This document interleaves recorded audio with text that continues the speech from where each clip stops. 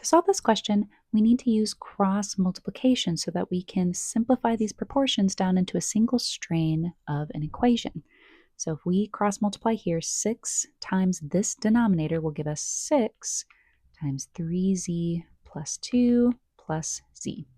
And that will be equal to our other cross multiplication of 9 times that denominator. 9 times 2z plus 3. And now we can begin to simplify, starting with the distributive property.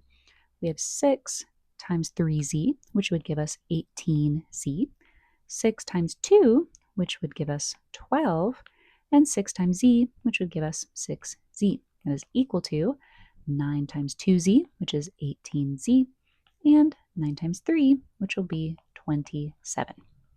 Normally, I would recommend that you start combining like terms that are on the same side of the equal sign before you start doing opposite operations. However, I do see a good opportunity here because we have an 18z on this side and an 18z on this side. So an easy combination would be subtracting 18z from both sides and canceling both of these terms out completely, leaving us with 12 plus 6z equals 27. That's just the fastest option you have there.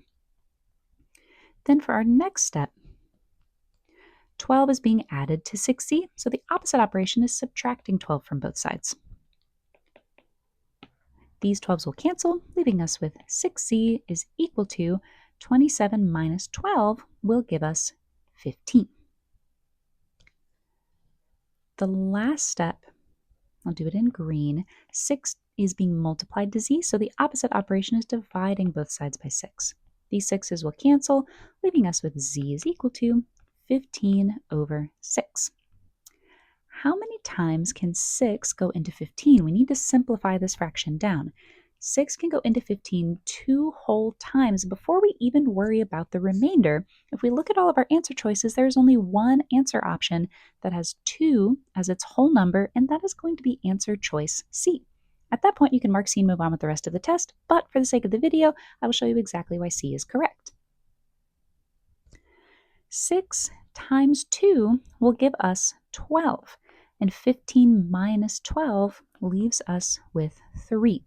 So when we simplify this fraction, we'll have 2 and 3/6. And if we simplify that down, we can pull out the greatest common factor, 3 divided by 3, and 6 divided by 3, to give us 3 divided by 3 is 1, 6 divided by 3 is 2. So all in all, giving us the answer of 2 and 1/2 in its simplest form, making answer choice C our correct answer.